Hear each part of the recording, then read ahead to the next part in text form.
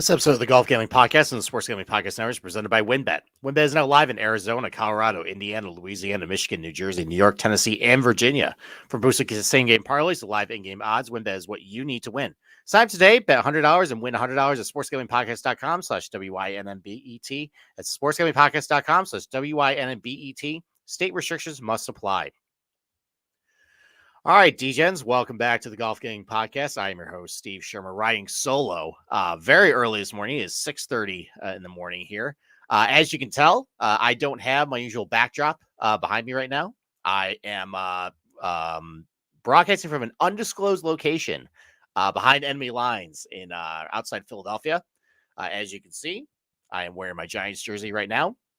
I'm going to the game at 4:30. But I am committed to this craft. I didn't want to go past this weekend without giving you guys a preview. So I am up early this morning. I'll give you guys a summary of the Sony Open, some things I found this year that might be slight changes to last year's tournament that I think actually might have maybe a material impact on how it goes. Talk about the golf course. We'll talk about some relative skill sets, the types of approach shots guys are going to hit. And then maybe I'll give a little comment at the end about the Giants, what I think about what's going to happen today, and then we'll get you out here. So before I get to that, right now the Century Tournament Champions is going on right now. Once again, I'm not going to mush it for anybody who has Morikawa tickets. Once again, Morikawa just make me kind of look ridiculous with something I said on the show. At least this time I have in a lot of props, which seem like they're doing okay right now. So I'm going to at least probably profit off of that. But otherwise, he's up 6 going to Sunday. He's looking good. So we'll see what happens with that. Overall, the betting card, I feel pretty good for some of my calls this week. I mean, obviously, having Xander on the card significantly was a big hit. Listen, I place all these bets on Monday. And I'm not on social media. And then by the time Tuesday, about right after our show on Tuesday, I start getting word that Xander is battling the injury. Couldn't cash out at that point. I hope you guys did. You can at least remove for your DFS lineup. It is what it is. This is what happens in golf sometimes. We don't have a, Adam Schefter. We don't have an Ian Rappaport, going to the, the week and we're like, seeing how he's doing. It is what it is, guys. So I'm not really going to kill myself too much on that. Hopefully Xander's okay. I have pretty high hopes for him this year at some of these major venues. I think he can be pretty good at least 3 of them. So we'll see. So why don't we get next transition to the Sony Open? And let's just start with the field. So we're being spoiled this week. We haven't, what they're calling I think it's like a distinguished event, not an elevated event. Apparently the PGA Tour has Golf Channel having them follow the company line by not calling them an elevated event to maybe upset, AT&T or Sony this week, longest-standing sponsor, by kind of saying that, this certain event is worth more than this one. But this week we are basically seeing at the Sony Open what the new schedule is going to look like for a lot of these tournaments, where you have about 16 or 17 that these guys have to go play in if they want their pit money. So we'll see them all there. They're going to be great. But these weeks that are not elevated, I'm just going to say it. I know FedEx writing the checks for me, that are not elevated, it's going to be kind of a tough scene. And we kind of see that this week at the Sony Open. It kind of reminds me of the Shriners back in October, where, there's 4 or 5 pretty good names up the top. The Shriners, you had Tom Kim, you had Homa, you had Sungjae, and you have Cantlay. And this one, you have some really good names at the top. You got Jordan Spieth, who seems like he should be pretty good at this type of golf course. Some of the more shorter ones where, there's a little bit more scoring at, those tend to have been pretty good for him lately, like your Pebble Beaches. He won Harbor Town last year. Something like a Wiley should be pretty good for him. You got Tom Kim, again, similar situation. You think back, there's a lot of guys who've done really well at Sedgefield Country Club, at the Wyndham, who've done well at the Sony. Well, Tom Kim won there last year, Bermuda Golf Course. I expect him to be really popular. Same thing with Sungjae Im, although I don't think he's really been all that good at the Sony Open. I had to go back and look at his course history, but When I was looking at his profile, I didn't see many too good finishes here. So, and then Hideki Matsuyama obviously won the tournament last year, broke my heart as the guy with Russell Henley. And I guess excuse me, I guess I'll include Adam Scott in that list of big names, considering he's also been playing relatively well, at least at the end of last fall. For DFS purposes, I expect him to probably be pretty, valued pretty highly. But after that, though, then we start seeing, okay, if you're going to play DFS this week, some of the guys in the $9,000 range, and it's not going to look good. You got your Corey Connors, you got your Tom Hoagies, you got your Billy Horschels, Keegan Bradleys, Russell Henleys, and then it's probably going to be $9,000 Taylor Montgomery week. He's back. So, and then we're going to have a lot of other guys who, they're good. They look good on strokes gained, like Cam Davis is, or Matt McNeil, or I don't even know if McNeil was in the field. Denny McCarthy, Seamus Power, those types of players that, as the middle class and some of the more, kind of names we're, used to on the PGA Tour, they've left for live. They have elevated their stature in the stats sheet, from strokes gained because they're just playing against weaker competition. So it's, just overall the top of the PGA Tour, because the lower end and the middle class is just so kind of bad now. If you just play kind of competent golf, you can gain more strokes on the field, whereas you couldn't do that with better competition. And now we're seeing some guys that probably aren't actually the caliber of golfer they are when we look at DraftKings or the odds board are being valued that way. And we see that this week.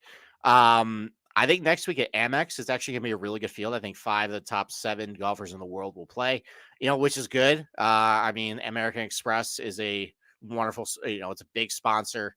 The Amex, formerly known as the Bob Hope Classic, was one of the more popular events of the PGA Tour before it started to peter out over the last couple of years. But unfortunately this week, it's too bad. I love the Sony Open, kind of like with Wailea. I love my primetime golf. It's Hawaii. Not quite as good of views as what we saw last week at Kapalua, but it's still great. Living in the Northeast, so I see some more weather. But overall with this field, pretty weak. You're going to hear people griping. I'm already griping. Maybe it's because it's 6:40 and I haven't had coffee yet. But that's what you're going to expect. So expect this week, few guys probably under 20 to 1. You're going to see guys at 40, 50 to 1 that just have no business really being there. But unfortunately, just with the trends in gambling, that's where guys have been hitting. I will say too, and this is something that's part of the betting preview, but I'll just say it now. I think the last 9 or 10 winners of the Sony Open have played at Kapalua the previous week, which makes a lot of sense. One thing I found last year, and I tried to focus on with my gambling, is that I think every winner in the PGA Tour, except for one guy last year, played within the last 2 weeks before winning. So course rust is real. You're going to have some guys that play well that you're going to have to pick, probably put on their betting card because they haven't played. But generally speaking, if you just take guys from last week and pick them to win the Sony Open, you're probably doing pretty good. Maybe at the end of the show, I'll go through the list of guys. I'll look at the leaderboard real quick and I'll try and tell you which one's basically your cancer. I think I did that with Capper a couple of days ago, and I think it's 15 guys. I'll do that towards the end of the show. So why don't you take our first break, and then we'll talk about Wailea. All right, let's talk about WynnBET. WynnBET is the official online sportsbook for the Sports Gambling Podcast Network. WynnBET is active in a bunch of states, and there are a ton of ways to win, including live betting and same-game parlays. That great promos, odds, and payouts are happening right now at WynnBET. Are you ready to play? Sign up today and receive a special offer. Bet $100, win $100. Limited state availability. There's so much to choose from. All you have to do is head over to sportsgamblingpodcast/WynnBET so they know that we sent you. The sportsgamblingpodcast.com/WYNNBET. Get your free bet today. All right, let's talk about Wailea Country Club. So for fans of the N64, basically dinosaurs like me, and writing this column, which will come out probably on Monday when I'm back in Rochester, made me feel very old. So a lot of us, even if you don't really watch golf, if you played N64 and you had the game True Golf Classics, you're very familiar with Wailea Country Club. There's an N64 game that basically, if you play that, you already know this golf course.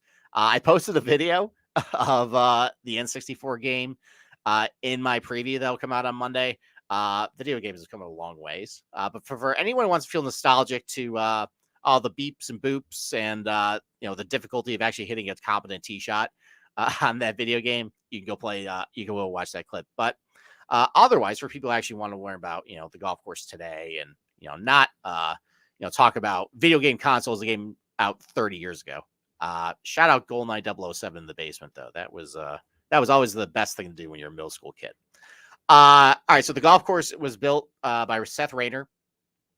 He died before his death in 1926, but then it opened a couple of years after that. I mean, Seth Rayner, you don't see many PGA Tour golf courses designed by Seth Rayner on the schedule anymore, or really ever. Most of his best works have come on basically private country clubs that either have a membership that don't want to host a PGA Tour event, or there's just not the infrastructure or just the land availability to actually host them. But, a lot of the golf courses he's done, which are very classic designs, you recognize, and are some of the finest in the country. The only other one on the PGA Tour we've seen from him is the old white TPC. That's the Greenbrier. We're going to end up seeing that at Live Golf next year. That's a Seth Rayner. It's got the bones. It definitely needs some sort of restoration at this point. It's a little tired. But it's got a lot of quirky characteristics that you kind of see sometimes of the Seth Rayner. And then others. You got Chicago Golf Club, Fisher's Island, the Dunes course of Monterey Peninsula, which they play at the Pebble Beach Pro, and they play the short course. There's the Dunes course as well, which is also a very good golf course. And then the Yale University Golf Course, which has been in the news, I think, the last 4 or 5 years. I think they've had some people trying to restore it. It's gotten very tired over the years, but that's a very classic, pretty legendary golf course in its own right. So Waialae Country Club, it was originally 6,600 yards, very short. Over the years, it has been lengthened to about 7,040 yards, and it's had some minor tweaks to it, but overall it's retained a lot of its charm, and it's kind of a time capsule for what golf was. So I posted a flyover from EA Sports. Actually, it's very good. But just looking overhead at the Google Earth imagery of this golf course, the routing's really good.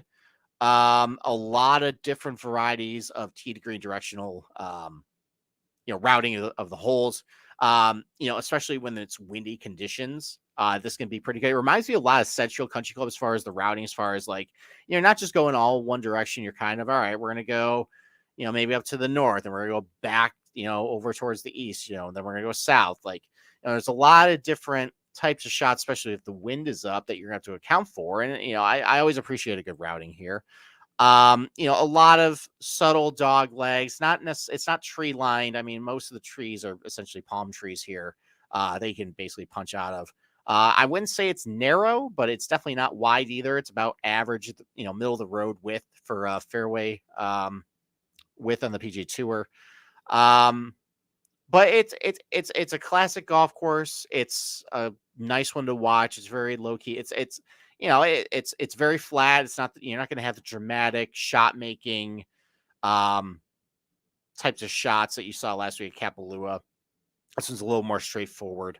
I mean, I guess if there's a couple holes that stand out at Waialae, probably the first one. So I should mention too that for the PGA Tour, they flip the nines, and basically they want number 8 and 9 for everybody else play as the last 2 holes on the PGA Tour, or for the tournament, which actually make a lot of sense. And I'll get to those 2 holes right at the end. But the first hole at Waialae, which is usually the 10th for the members, that was based off the road hole at St. Andrews. So they're both, long par 4s, slightly dog-legged.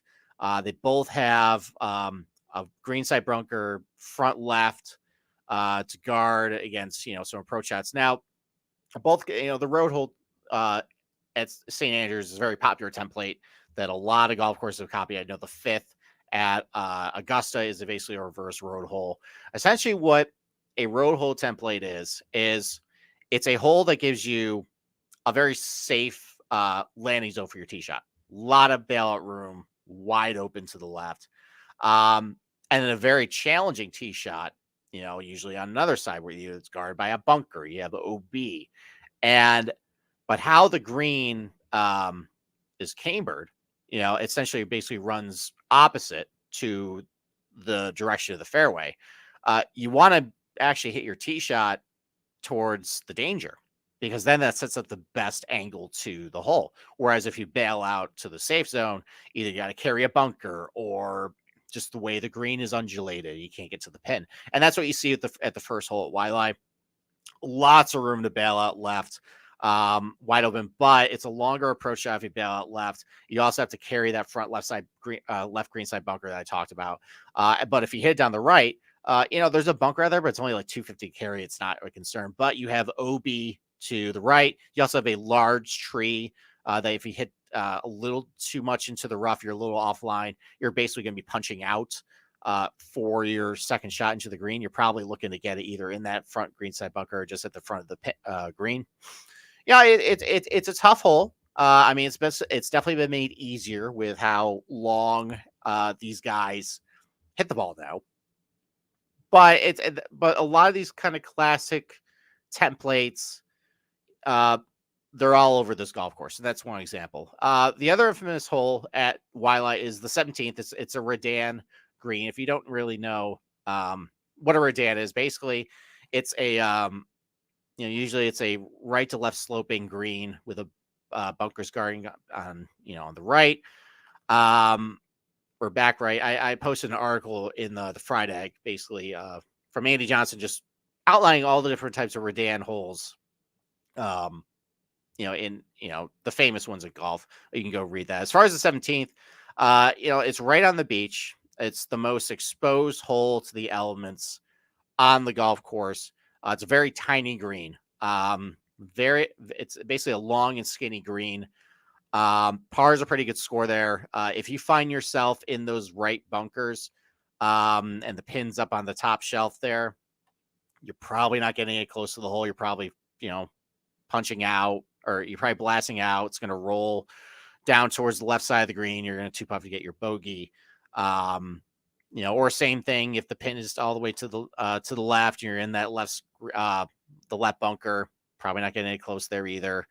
So this green was rebuilt back in 2018 by Tom Doak to kind of restore a lot more of its Redan characteristics. The golfers did not like it. They thought it was too firm. But after a couple years of some foot traffic from either the tournament or guests of the Waialae Hotel or whatever it's called, it's softened up a little bit. You don't really hear those complaints anymore. But it's a great hole. And then number 18, this was on full display last year at during the playoff between Hideki Matsuyama and Russell Henley. So it's about, I think, how long is it? It's only 550 yards. It's a tough tee shot, though. It kind of reminds me a little bit of the final hole at Southwind, which is a long par 4. It was basically like a 90-degree dog-leg left that if you're trying to cut the corners of it, it's about maybe like 280 or so to clear the bunkers on the corner there. And then the fairway's not very wide. If it plays very firm, how wide is this fairway? So you basically only have about like 30 yards of runway to keep the ball in the fairway if you hit driver, or otherwise you're going to roll into the rough. There's also a bunker about 308 off the tee that balls can roll into as well. The correct play is to just take a 3-wood and try and, squeeze it between the two bunkers on the left, keep it in the fairway, because then you can go for the green and 2 and, it's a birdie hole. But if you're in that rough or if you're in that bunker, you're probably not walking away with birdie. It's a good finishing hole. As we saw last year in the playoff, Hideki Matsuyama walked away with an eagle. Henley made a mess of it. Good finishing par 5. It's one of 2 par 5s, which I'll get to in a little bit. So that's Waialae. Hopefully I gave you guys a pretty good description about what it is. And now next we're going to go, after this ad break, we'll go into betting strategies, what I'm actually looking for this week. All right, we're brought to you by Underdog Fantasy. Underdog, at Underdog this season, it never ends. And right now you can play their weekly Battle Royale games or even draft your best ball playoff team.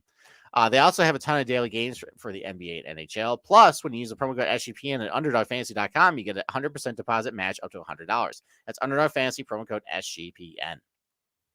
All right, let's go to betting strategies. So, why don't we go over some relevant facts about the golf course, which will lead me into, what skill sets I'm looking for this week. And then like the types of approach shots they're going to hit. And then, we'll close the show with maybe some thoughts about the Giants later on. So let's talk about the grass type. Obviously, I love starting with that. Like the Century Tournament Champions of Kapalua, it's wall-to-wall Bermuda grass. The thing about this Bermuda grass, though, it seems like it's more of a common Bermuda. So a lot of these higher end Bermuda golf courses in the PGA Tour, you see like your Tiff Eagles or Champion Bermuda strains. They both have different benefits to them, mostly climate and weather related. But this is Tri-Dwarf. Most Bermuda golf courses just around the country are planted with this type of Bermuda. There's nothing really all that special about it. It's one of the most common strains of golf coursing, but overall, though, kind of like with Tiffy, when I talk about Tiffy or Champion, like I'll give you the list of golf courses that have that same tricky grass type on the green, like the same strain. With Bermuda, just target general Bermuda putting or performance, especially maybe at this place too, because this is probably, unless they grew up at a country club, which a lot of these guys did, but if they're playing just your run of the mill public semi-private golf courses growing up, they probably in the Southeast, a lot of these Bermuda guys probably grew up on this type of grass. They know how to get around it. It probably explains why some of the winners are what they are at this place. Let's talk about the length. So it plays a little over 7,000 yards, about 7,040, as I said earlier. It plays at a par 70. Only 2 par 5s. I already talked about the 1 par 5, the closing hole 18th. That's a pretty difficult tee shot to keep in the fairway. The 9th, though, is essentially a long par 4, kind of like what we saw this week at the 5th at Kapalua. It's only about 509 yards. Now, with that one, though, there is out of bounds left. The funny thing about that, though, is that's where the driving range is. And I forget who it was a couple years ago, but they hit it right against the driving range fence. And he tried to claim that he wanted to hit a left-handed shot, but based on where I think something was, he was able to get a temporary immovable object relief. Always my favorite rule in the PGA Tour because, of course, the best players in the world should get the benefit that guys like us really don't. So he actually convinced the marshal that because he wanted to hit it left-handed, he couldn't hit it how he wanted to because he was blocked out. So then he was able to get a free drop. And then, of course, he hit right-handed. Integration, I think he had a birdie. Like, it's ridiculous. But anyways, it's a very short par 5. If you're walking away with par, it's essentially a bogey. Which kind of makes it like, this is another point, by the way. I've seen some pushback on Kapalua this week about the par, like, as far as how much underscore or under par these guys are. People complain about it's par. Par is just a number, guys. Like, at the end of the day, you're competing against everybody else. And if, like this week, if you walk away from the 5th with a par, you're losing basically a full stroke to the field. If you look at it that way, it doesn't really matter. Like if you want to change the par, Kapalua, call it a par 68 for the guys, fine. You can do that. But, at the end of the day, you're still competing with everybody else. I don't really care if this is a quote unquote birdie hole. At the end of the day, you still got to get it done. So, but there's par 70 overall, 2 par 5s, which I just talked about. It also features some of the shortest collection of par 4s and 5s in the PGA Tour. Collectively, the par 4s and 5s, they average about 450 yards in length. That's the 8th shortest collection of par 4s and 5s on the PGA Tour of all events that had at least, I think, 4 or 5 events at that particular golf course since 2015. There's some other one-offs that we've seen, but I don't usually count those because there's not a big sample size. But it's the 8th shortest, so that kind of gives you an idea of what this place is. And it's very susceptible to scoring, especially the last 2 years that we've seen here. Anytime there isn't a lot of wind at a golf course like Waialae that doesn't have a whole lot of penalty area, it usually doesn't have very thick rough. It's a place where even if you are offline off the fairway, it's not all that penal. There's not really a whole lot of trouble you can really get in. Not a ton of not. I think no water hazards except for I think there's a ditch. I think on like hole number 6 or something. Other than that, though, not really a whole lot of trouble you can be had at this place. And when the wind isn't up and it plays soft, like sometimes it does, it's susceptible to scoring. And that's the last 2 years. You've seen it. The field average last year has been about 2 under. Now, part of that was, we haven't had a lot of wind. I know last year Hawaii got a ton of rain, so it was very soft. But just you take a classic golf course like Waialae that hasn't had a lot of tweaks through the years, other than some green reconstruction on a couple of holes. And just like where the dog legs are, where the bunkers are, these guys are just so long now, where you can just basically cut corners at it. You don't have to play it straight as the architect intended. You can take it over the palm trees. You can shave off a lot of yards. That bunker that was a problem for Corey Pavin and Tom Lehman back in 1995 is no longer a problem for Keith Mitchell or Hideki or even some of the shorter guys. Probably not even a problem for like Kevin Kisner anymore. I take that back. It probably still is. But my point is, that's why we've seen a lot of these golf courses just that we used to think would be, oh, well, you got to play it straight, positional, keep it in the fairway and, play it straight. It's just not how these guys play anymore. I mean, it's proven the stats that just if you hit the farthest, you'll score better the closer you are to the green. And yeah, the tournament directors took notice, and I took notice this year when I looked at the tournament fact sheet from GCSAA, the Golf Course Superintendents Association. I noticed when looking at the rough that it was 3 inches, and I looked at it, I'm like, that's pretty thick and long. I don't remember it being that long, and so I emailed my contact at GCSAA and to confirm, and I asked him, was this done to basically combat some of the lower scoring that we've seen at Waialae for the last couple of years? And he confirmed that answer. He said, yes, it is. They want to make it a little tougher.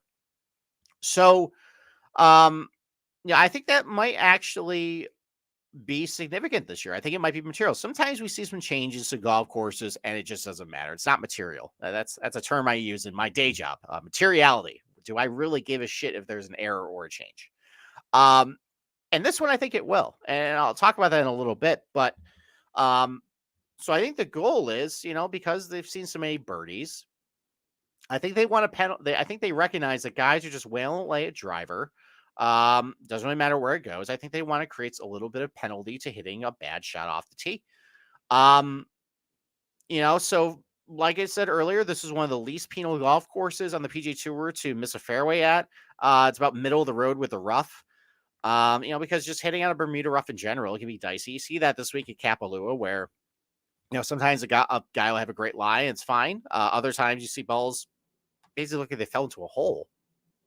And even though this thing had about 62% drive accuracy rate, which is a little above PGA Tour standards, the fact that it's narrow or like you're supposed to play positional, it didn't really bother these guys. So growing up the rough, I think, is going to be important. And to give you guys some perspective of what types of rough length we have in the PGA Tour.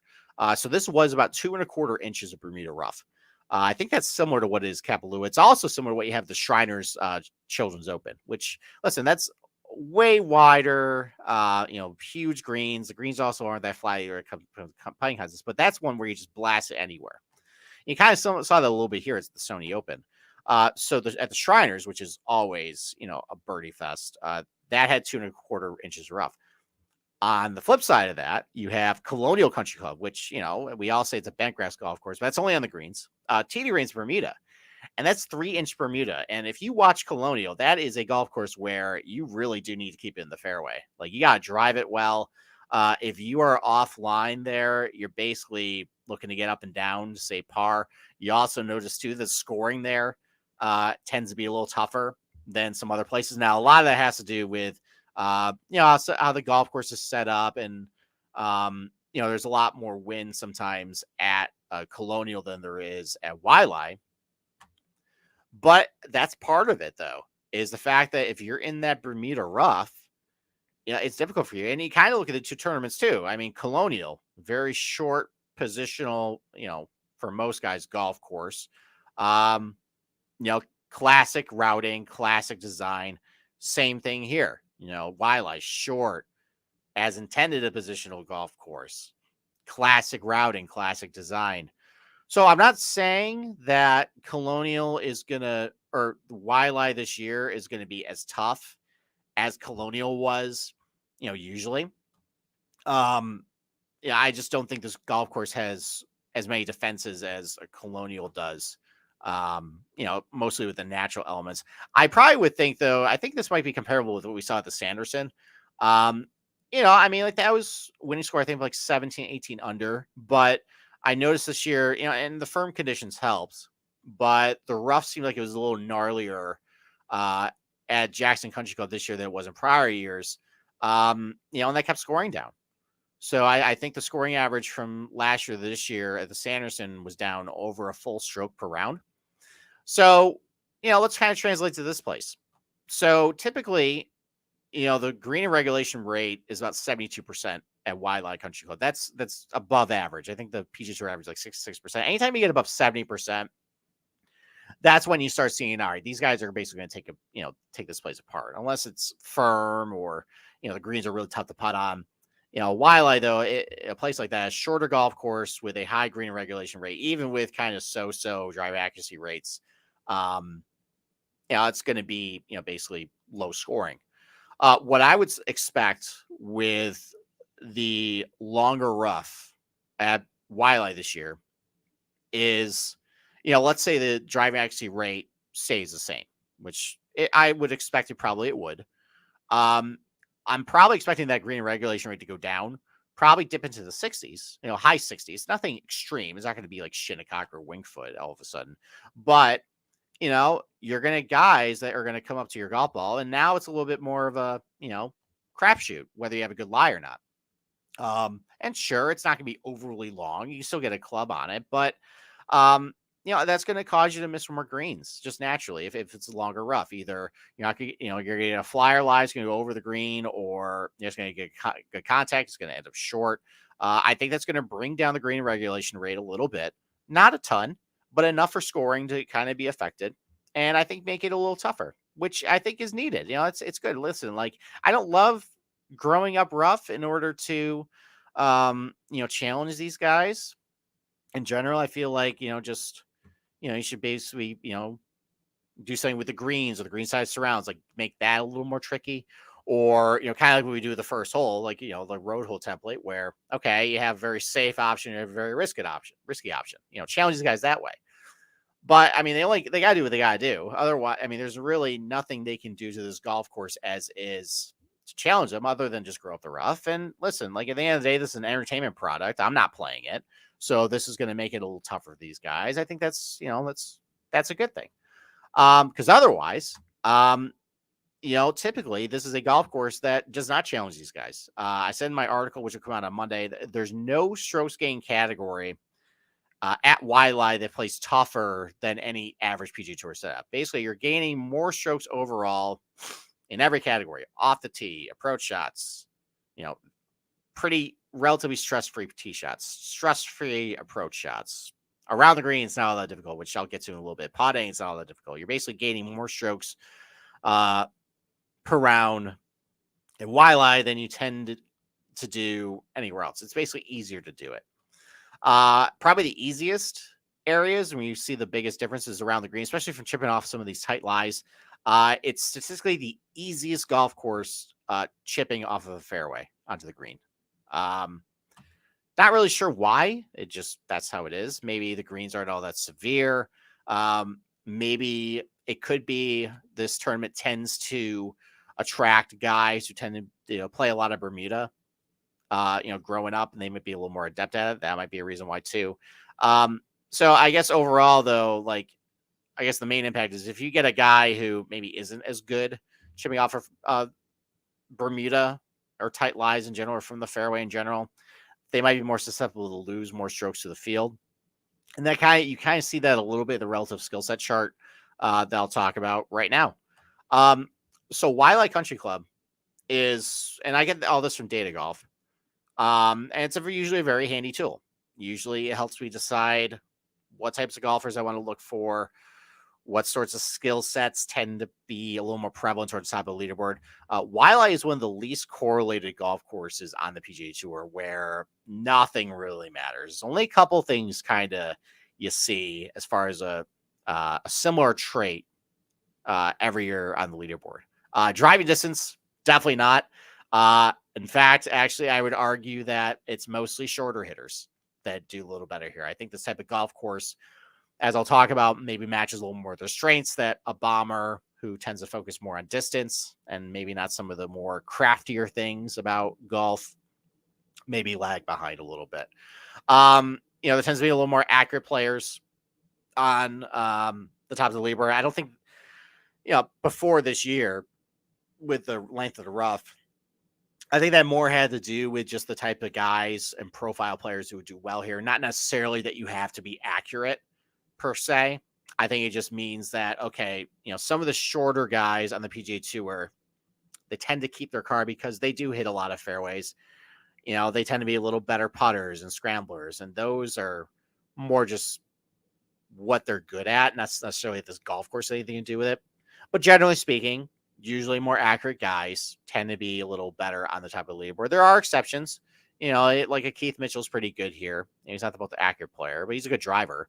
But yeah, it's your Kisners and Kuchers and Russell Henleys, Howard Connors. Like those guys have been pretty good here, and they tend to be a little more accurate. Iron play tends to be a mixed bag. Sometimes you get really good iron players. Sometimes you get really bad iron players. And I think that more speaks to the profile of the types of guys that usually do well at Waialae. Generally speaking, they're just not as good with ball strikers as the premier guys in the PGA Tour. They tend to keep their cards because of what they do around the green and putting. They tend to save strokes that way. I do think you do have to hit your irons pretty good here. I'll talk about that in a little bit. But you might be able to find a guy who generally might not be a strong iron player overall, maybe especially from longer ranges. But maybe in the particular range I'll talk about in a little bit, they might be pretty good. There is usually a higher correlation to guys who are pretty good around the green in general than there are to the standard PGA Tour venue. Again, I think that might be just, the types of guys who do good here, not necessarily the golf course influencing that. I think it just the guys that just tend to do well here tend to have that in their arsenal. As I mentioned earlier, it's pretty easy conditions around the green here. And then putting, definitely a mixed bag. Kevin Na won here a couple years ago. He's a great putter. Hideki won here last year and somehow led the field in fucking putting on Bermuda. That still makes me mad that I didn't cash that outright. But he won.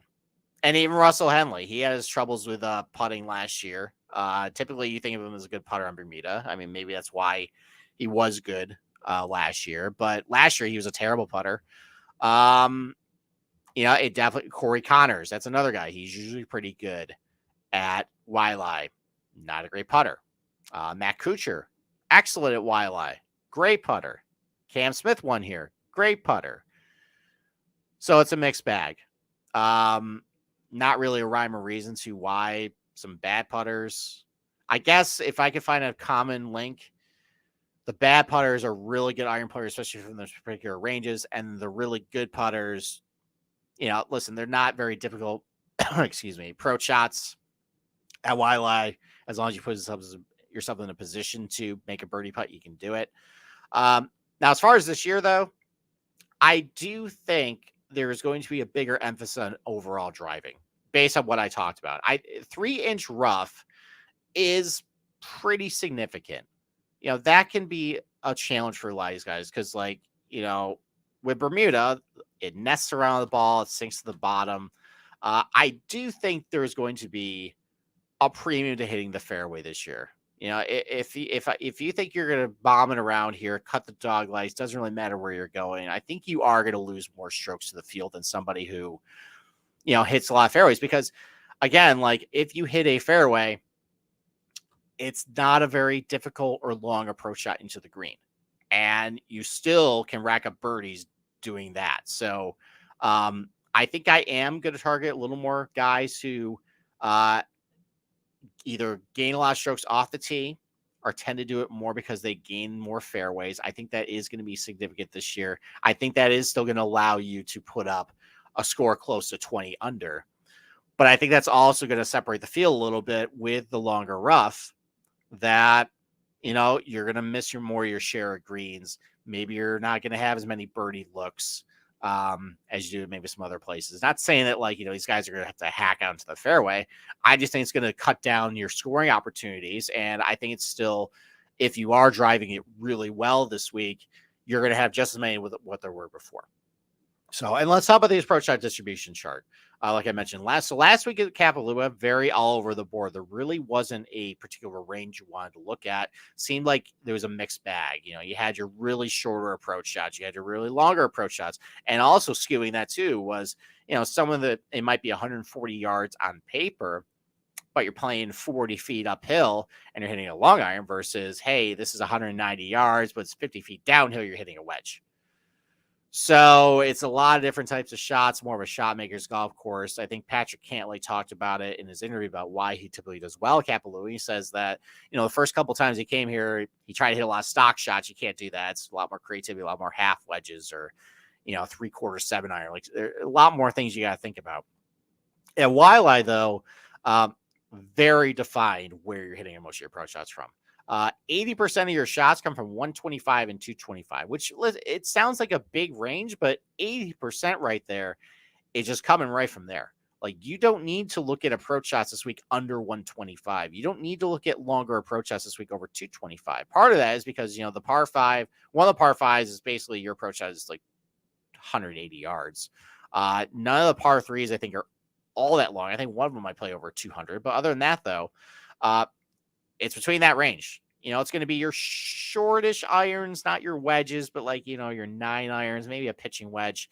For some longer guys, maybe a sand wedge, and then going up to maybe 5 iron, 6 iron, 7 iron if you're really longer. So focus on those ranges.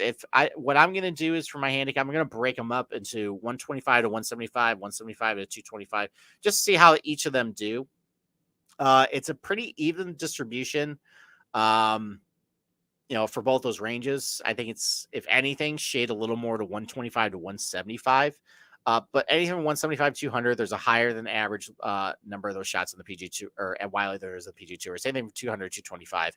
If you stick to those ranges, and if you're someone just does a model on one of these sites, that's approximately what you want to look on, 125 to 225. So that's it.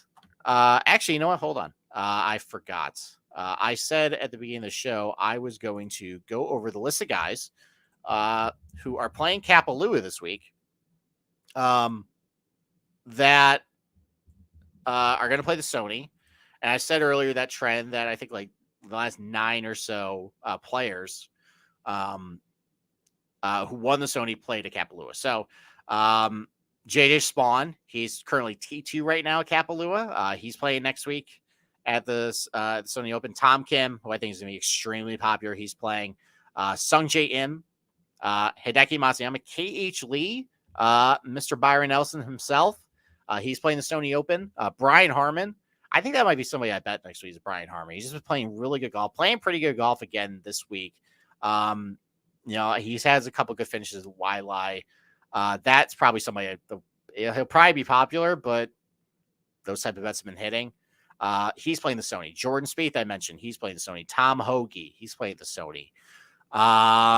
Who else? Seamus Power. Seamus actually is not playing next week. Corey Connors is, though. That's guy at target. Who else? Billy Horschel. He's going to play Sony. Mackenzie Hughes, he's going to play Sony. Keegan Bradley's going to play Sony. Ches Raby, he's going to play Sony. Chad Ramey, he's going to play Sony. Adam Svensson, also playing Sony. So those names I just talked about, just if the trend holds, one of those guys is going to win the Sony Open. And also considering the fact that these are just generally weaker fields, I would not be surprised if you just pick off maybe 3, 4, 5 of those guys that I just mentioned on your betting card, and just those are only your outright bets. Those are probably going to hit because they're probably going to be towards some of the favorites. they're going to have already, they're going to knock off the course rust. They're going to be ready to go versus, some other guys who haven't competed in 45 days. I think they're going to have an edge. I think that trend's still going to hold. So that's probably going to be, my outright card this week is just, I'm going to stick to it. Just, it's going to be a popular narrative. Bet it till it breaks. That's what I say. So, so that's it for the Sony Open stuff. Obviously, I'm going to the Giants game later. I'm excited. It's a little disappointing that they're going to, rest their start. Like, not disappointing as in this is absolutely the right move. They shouldn't play their starters. There's no reason to. Like, they are a delicate house of cards right now where, if you take off Saquon, it's going to fall down. If, Daniel Jones, people are going to get mad when I say this. Tyrod could probably do like 80% of what Daniel Jones does. All right. I mean, I mentioned this on the show to Jeff Nagel and Capper on Monday. Listen, Daniel Jones has been good. He's been serviceable. He's been a lot better than what I would give him credit for. I've been happy with his performance this year. Almost all of his coaching. And if you put him in our system, even if you get him better receivers, there are still limitations in his game. Especially downfield now. I know a couple years ago, I think everybody said he's one of the most efficient downfield passers in the NFL. Like, they don't take downfield shots with him. They didn't in the past either, and there's a reason why. They don't want him to take a lot of downfield shots. A lot of things very controlled, one reads, easy reads, very good scheme. But if you have a good scheme, you see with the 49ers, you basically plug and play at that point. And I feel like Daboll is that coaching staff. That's basically what they're creating right now with the Giants. So, now, I'm a little disappointed I'm not going to see Tyrod Taylor. I guess the argument can be made that Daboll is playing chess when everybody else is playing checkers. Either he knows that if Daniel Jones gets hurt in the playoffs, he could just put in Tyrod Taylor. So maybe he is valuable. Maybe he knows that the Eagles probably were scheming for Tyrod Taylor. They're going to play Davis Webb. He's going to give him all that smoke. That's a take that I've seen on Reddit. Very reasonable place Reddit is sometimes with a lot of stuff. Look, I'm just going to enjoy myself. I love coming down with my family to the game. I'm going to eat a nice cheesesteak, drink a couple beers. Going to wear my stuff in. I saw on Reddit too, somebody was asking if, you should be afraid to go to an Eagles game right now with Giants gear. My answer is, look, just don't be an asshole. I guess if you're listening to this, you're going to go to the game. I guess try and find me. We're going to be going to the Wells Fargo parking lot probably around 1:30 or 2 o'clock or so. So if you see me, come over, say hi. Just in general, just don't be an asshole. Eagles fans are going to talk shit. That's just what they do. I think it's to mask some sort of insecurities they have about their team sometimes. That was before they won the Super Bowl, but that's just in their nature. They're going to talk crap. And just don't, if you're somebody who doesn't want to get in a fight, doesn't really bother, just take it, be good hearted about it. There's only really one time I felt pretty threatened. Well, I take that back. At the vet, it was pretty rough. I've gotten shoved into garbage cans. I've had stuff thrown at me. I think I wore like a Tiki Barber jersey back before the vet closed. Like 12-year-old kid tossing beers. I took that jersey off. But ever since they moved to the link, much tamer. Higher ticket prices. Especially in the lower bowl, very white collar now. It's mostly just investment bankers and financial advisors who have all those tickets. Now in the upper sections, yeah, sure, it can get rough. I mean, it's like every other, football venue, Giant Stadium, Bill Stadium, whatever. But as long as you're not an asshole, it's fine. There's only been one time at the link since I've been there. I've been going to a lot of Giants games. There's only one time I've felt kind of threatened.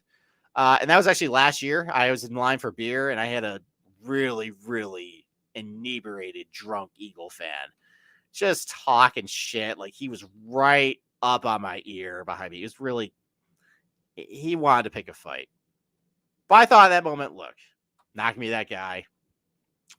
I am feeding to his alcoholism, just buying him a beer. And lo and behold, this suddenly mean, taunting Eagles fan became my best friend because listen, at the end of the day, you give a guy a free beer, he'll be your best friend. So I guess if you ever come across a situation like that today, if you're going to the game, if you got somebody behind you, give me crap, just pay the $15, give him a beer, defeat the situation, move on, enjoy the game. Because you know what, the Giants aren't going to win anyways today. They started Davis Webb, starting the backups. Fine, it's fine. So I guess my official prediction today. I do think the Eagles are going to get off to a slow start. For me personally, as a Giants fan, if the Giants end up up 10-0, like early after the first quarter, somehow, or even if it's like 0-0 after the first quarter, and if I can just hear the Eagles fans start to get uncomfortable and boo and just start freaking out that, oh my God, we're collapsing. We're going to lose the number 1 seed. We're going to lose this shit Giants team. If I can hear that today, which I think is very real, is a big possibility, I'm going to be happy. I will bask in your tears and misery. And then what's probably going to end up happening is they'll wake up, they'll get their head out of their ass, and they'll probably win like 27-14. I think the spread's right now 16. It's a lot. I mean, I think there's on some key positions on the Giants, there's not a ton of difference between some of their stars and backups. So what's the point? But I think the Giants will not embarrass themselves today. I think the Eagles are going to get off to a slower start.